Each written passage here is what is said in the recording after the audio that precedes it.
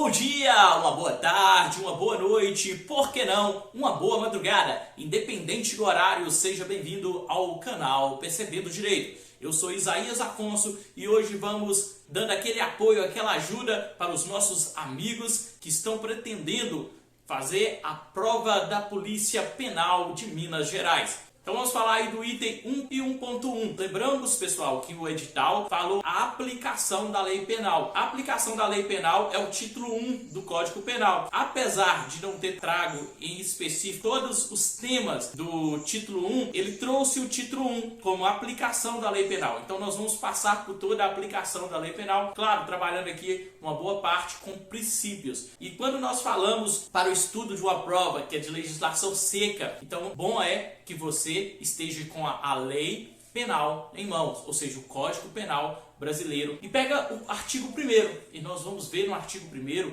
o princípio da anterioridade da lei. Esse princípio da anterioridade da lei vem dizer que para que seja uma conduta dita crime, tem que ter uma lei anterior definindo aquela conduta como criminosa, bem como essa lei tem que trazer o quanto de pena, mínimo e máximo, para ter individualização da pena entre a conduta de uma pessoa e de outra, dependendo da circunstância. Então tem que ter a lei, essa lei tem que ser anterior, trazendo que aquele fato é crime, ou seja, trazendo também aqui, nós podemos pensar no princípio da tipicidade, trazendo o tipo penal, também trazendo a pena combinada a esse crime. Está lá no artigo 1º do Código Penal que diz: não há crime sem lei anterior que o defina, nem pena sem prévia cominação legal. Da mesma sorte, se nós pegarmos o artigo 5º, inciso 39 da Constituição Federal, estará lá escrito da mesma forma: não há crime sem lei anterior que o defina, nem pena sem prévia cominação legal. Então, o princípio da anterioridade da lei, que vem dizer que para ter considerado um crime, tem que ter essa lei anterior. Mas tem algumas doutrinas que consideram que tenha mais princípios implícitos nesse artigo, que nós podemos pensar no princípio da reserva legal. Por que princípio da reserva legal? Não há crime sem lei que o defina. Então, esse sem lei, princípio da reserva legal, é necessário uma lei para definir o crime. E quando fala princípio da reserva legal, está reservado apenas lei em sentido estrito. Não pode ser portaria, não pode ser medida provisória. E além de ser lei, tem que ser lei federal, que é o que trata a Constituição. Não é competência estadual e nem municipal, é competência federal a publicação de leis penais. Então, pessoal, quando se trata do princípio da reserva legal, está incutido a necessidade de uma lei estrita e não lei no sentido amplo, que enquadra também portarias, medidas provisórias e outros tipos de legislação.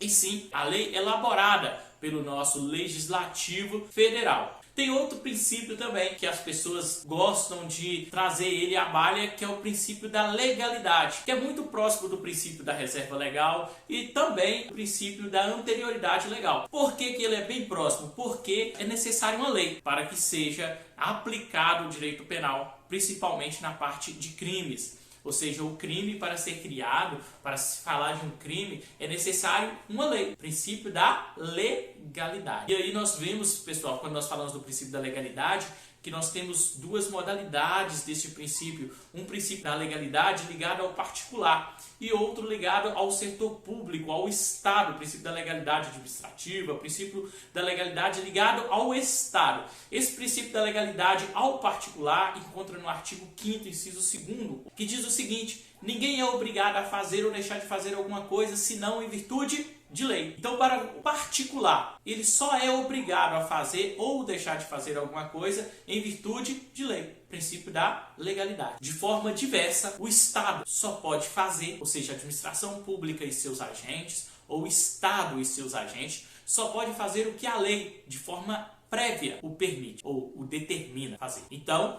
aqui nós podemos ver que da mesma forma é para o direito penal. Para o Estado punir alguém, é necessário que tenha essa lei anterior que defina o crime e também a pena. Então o juiz não pode tirar do sovaco dele a pena para aplicar para uma pessoa. Ele vai ter que pegar a pena que já está na lei. A lei tem que ser anterior à conduta humana. Tem o objetivo de ser punida. E o juiz vai pegar entre a pena mínima e máxima e fazer a dosimetria da pena. Então aí também enquadra-se o princípio da legalidade. Então nós já vimos aqui o princípio da reserva legal, princípio da anterioridade legal e princípio da legalidade. Pessoal, vamos dar continuidade para mais um item do nosso edital, que é tempo do crime. Tempos restos aplica-se a lei do momento da prática do delito. Ou seja, a lei que estiver em vigor no momento da prática do delito, que será aplicada àquela situação. Ou seja, se tem uma lei em vigor, você vai aplicar aquela lei à conduta humana praticada naquele momento, considerado delito. Não se pode aplicar uma lei anterior e nenhuma lei nova. Mas, claro que tem as suas exceções. Mas, vias de regra, aplica a lei do momento da ação ou da omissão humana, que é considerada como delito. Estamos juntos? Mas aí nós temos outros princípios a ser analisados dentro deste tempo do crime,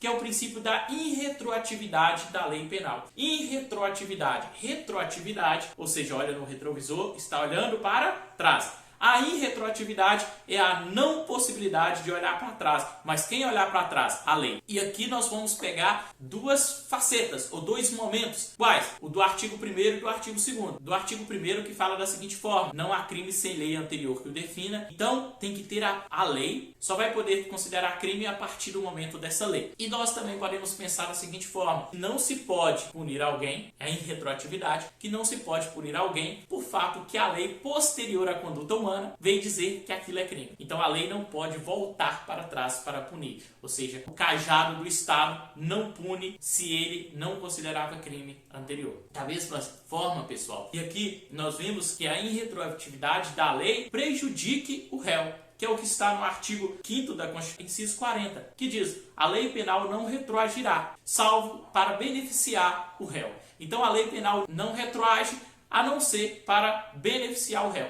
Então a lei penal que venha prejudicar o réu, ela não pode olhar no retrovisor, ela não pode olhar para o tempo que já passou, para as condutas humanas já praticadas antes que ela entre em vigor. Mais uma coisinha, pessoal, mais um princípio. Princípio da retroatividade da lei benéfica. Ao contrário do princípio da irretroatividade, que é a não permissão da lei penal olhar no retrovisor, ou seja, olhar para fatos já acontecidos antes da sua vigência, e aqui já é o contrário, é retroatividade, ou seja, a lei vai olhar pelo retrovisor, vai atender e atingir fatos anteriores. Só que essa retroatividade é da lei mais benéfica. Então, se uma lei ela é benéfica, seja de qual modo for, se for uma extinção de um delito, se for diminuição da pena, ela será aplicada ao cidadão infrator. Aquele fato humano ensejou a possibilidade da aplicação de uma pena pelo Estado, e do jurisprudente do Estado sobre o cidadão. Então, o que acontece? Aqui, se ela é benéfica, a lei ela vai voltar no tempo para beneficiar o réu. Ela é benéfica. Sempre que for benéfica, ela pode retroagir.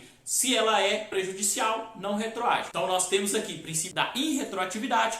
Lei que prejudica não pode voltar atrás, não pode voltar no tempo. Lei que beneficia o réu pode sim voltar no tempo para atingir aquela conduta humana e beneficiar essa pessoa que cometeu o delito segundo a lei, no parâmetro da legislação daquele momento que ele cometeu o fato. Para vocês entenderem melhor, vamos pensar o seguinte: tem uma lei A. Essa lei A tem uma pena específica. Vamos pensar em uma pena de 2 a 5 anos. E vem uma lei B, posterior ao fato. Quando cometeu o delito, a pena que estava na lei prevista daquele momento era de 2 a 5 anos. Posterior ao cometimento do delito, teve uma nova lei, que considera que essa pena será de 1 a 2 anos. Então essa lei nova, ela trouxe um benefício. Então ela volta no tempo para atingir aquela conduta humana. E se fosse ao contrário, se tem uma lei que considera a pena de 1 a 2 anos e vem uma lei posterior, a conduta humana estava no vigência da lei que tinha de 1 a 2 anos. Posterior a isso, teve uma lei nova que trouxe, que é de 2 a 5 anos. Essa lei não pode retroagir, porque ela vai prejudicar o réu. Então, beneficiou o réu, retroatividade da lei benéfica. Prejudicou o réu, irretroatividade da lei penal prejudicial. E nós podemos ver que ela atinge o abolition crime, ou seja, quando o Estado deixa de considerar aquela conduta como criminosa, ou qualquer que seja o benefício, pode ser diminuição de pena, ou qualquer o benefício que repercute no direito penal que beneficia o réu. E nós encontramos isso no parâmetro do artigo 2º do Código Penal, que diz que ninguém pode ser punido por fato posterior que a lei deixa de considerar crime. Então, teve uma conduta humana que é considerada crime nesse momento, mas posterior à lei deixou de considerar crime. A pessoa não pode ser punida, porque a lei posterior vai retroagir para beneficiar esse réu. Cessando em virtude da nova lei, que deixou de considerar o crime, cessando em virtude dela a execução e os efeitos penais da sentença condenatória. Então, pessoal, extinta a punibilidade dele, também os efeitos penais, não os efeitos civis, mas os efeitos penais cessarão. Teve a extinção do delito, não vai ter reincidência e qualquer outro efeito da sentença penal condenatória referente a esse delito. Cessará. Essa retroatividade da lei benéfica, ela pode ser aplicada a qualquer momento do processo. Pode ser no período, na verdade, pré-processual, no período do inquérito policial, pode ser no período processual, em andamento da ação, pode ser posterior ao trânsito em julgado e até mesmo na fase de execução penal. Mas nós também temos uma possibilidade de ultratividade. Nós falamos retroatividade, quero olhar para trás, a lei voltar no tempo. Agora nós vamos pensar na ultratividade, a lei passar do seu tempo. O que é essa ultratividade? É aquela lei que é o normal que a lei faz. A conduta humana foi cometida hoje, na vigência da lei. Vem uma outra lei mais maléfica ou mais prejudicial ao réu. Essa lei antiga, do momento da prática do delito, ela vai o quê? Ter a ultratividade. Ela vai passar do momento para surtir os efeitos na sentença, no cumprimento da pena, porque ela vai ultrapassar o seu tempo porque ela é benéfica ao réu. Claro, por condutas cometidas no momento da vigência da lei, no momento da prática do delito e da vigência da lei daquele momento, da ação ou da omissão. Como o princípio da ultratividade penal é a possibilidade da lei que estava sendo aplicada no momento da prática do delito, ela ter essa ultratividade, ela passar do seu tempo para surtir os efeitos na sentença condenatória e até mesmo no cumprimento da pena, mesmo sendo revogada, claro, por uma lei que venha prejudicar o réu. Porque se for uma lei benéfica, terá a retroatividade da lei benéfica beneficiando o réu nessa situação. Pessoal, vamos ficando por aqui e teremos outros vídeos. Siga aí o canal, compartilhe com os amigos, deixe o seu like, venham comigo na mensagem de reflexão. Seja você capaz de mudar o mundo ao seu redor, mas seja consciente que isso não acontecerá de um dia para a noite. Seja consciente, você pode não conseguir mudar o mundo, mas você é capaz de mudar a sua conduta para condutas positivas que pode ter efeitos positivos para um mundo melhor. Fiquem com Deus e até o nosso próximo encontro.